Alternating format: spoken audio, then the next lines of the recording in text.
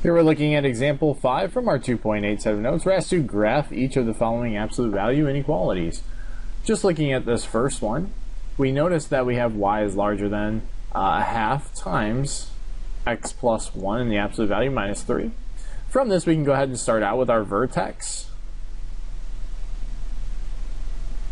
And as a result, what we're going to do is we're going to take what's inside of our absolute value, x plus 1, and set him equal to 0 to find out what is our x value.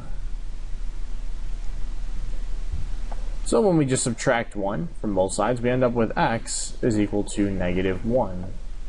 So for our vertex, we ended up with negative 1.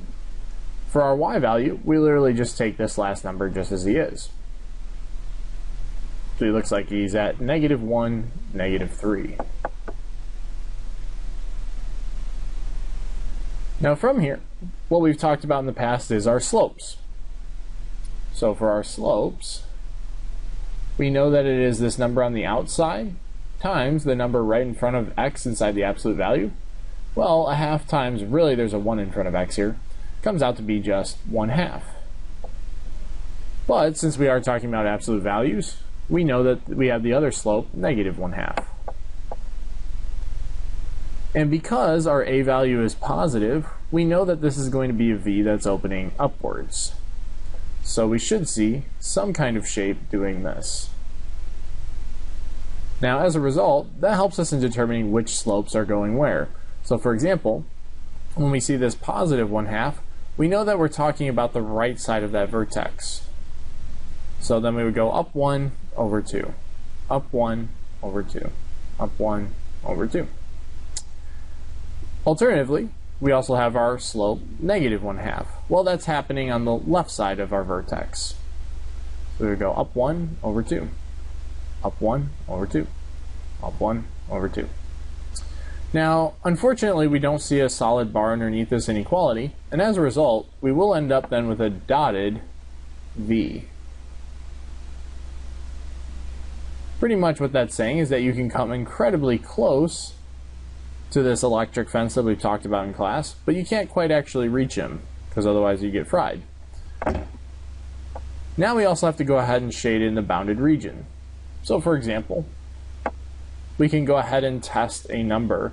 0, 0 is the origin. We see that it is not on the v.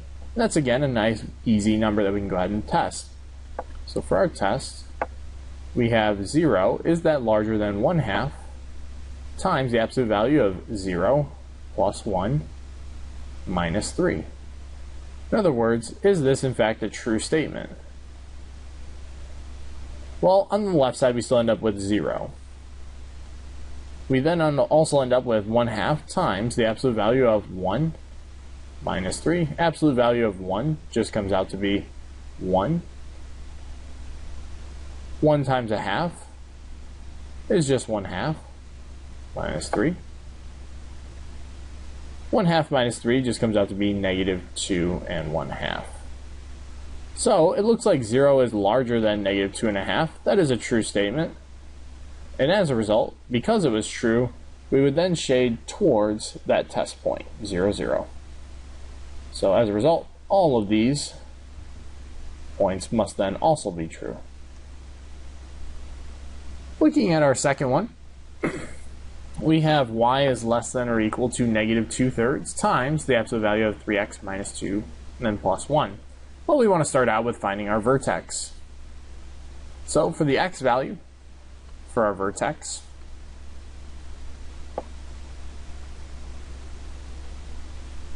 we're going to go ahead and take what's inside of our absolute value, this 3x minus 2, and set them equal to 0. And from here, we want to go ahead and solve for x. So we would add 2 to both sides. 3x is then equal to 2. Divide both sides by 3. So it looks like x, our x value for our vertex, comes out to be 2/3. The nice thing about our vertex is that for our y value, we literally just take this last guy just as he is, positive 1. So our vertex happens to be at 2/3, comma 1. So on our graph, we have 2/3, which is just slightly less than 1, 1.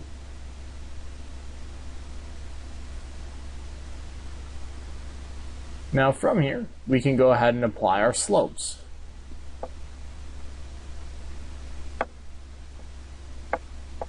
We accomplish that by multiplying this number on the outside of the absolute value by the number right in front of x with our inside of our absolute value. This again, back from our formula, comes out to be, this is our a and this is our b. So negative 2/3 times 3 comes out to be negative 2. But since this is a v, we pretty much just go ahead and take the opposite slope of that. So positive 2. Now because this is a v opening downwards, and the reason why he's opening downwards is because we have that a value being negative. Now because of that, we can see then that the slope on the right side of our vertex is going to be negative, whereas the slope on the left side of our vertex is going to be positive.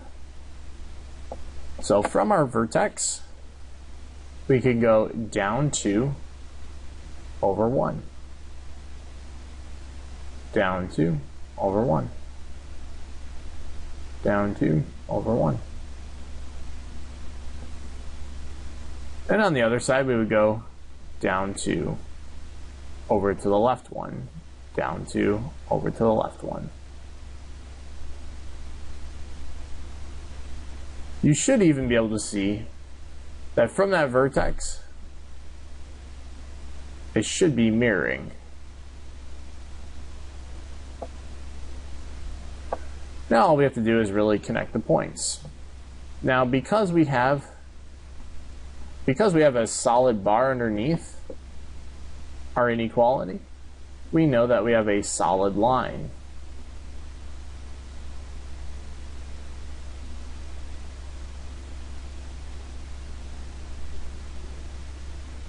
More of a straighter line than this though.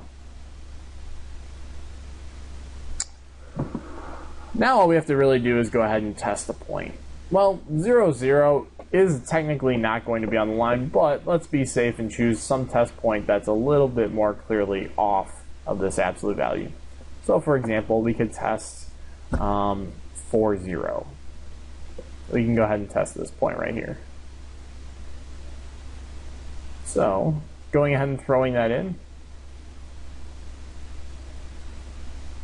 for our inequality, we have y is less than or equal to negative, I want to say it was 2/3, but yep, negative 2/3 3x minus 2.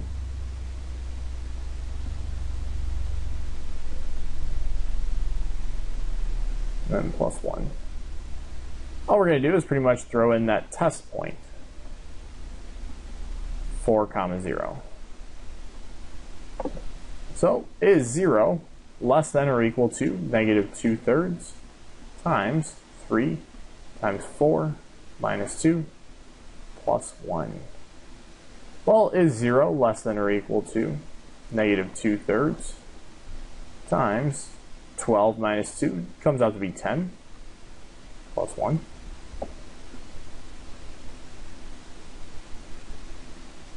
So then is 0 less than or equal to negative 2/3 times 10, absolute value of 10 is just 10, plus 1. Looks like this comes out to be negative 20 over 3 plus 1. So in all, looks like it's saying is 0 less than or equal to negative 17 over 3. Because again, you would just do a little bit of foo-foo here, multiply this by 3 over 3. Now that they have the same bottoms, you can go ahead and combine the tops.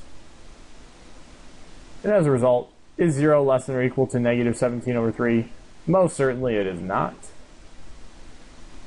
That is not true. And as a result, we tried this test point. It clearly did not work.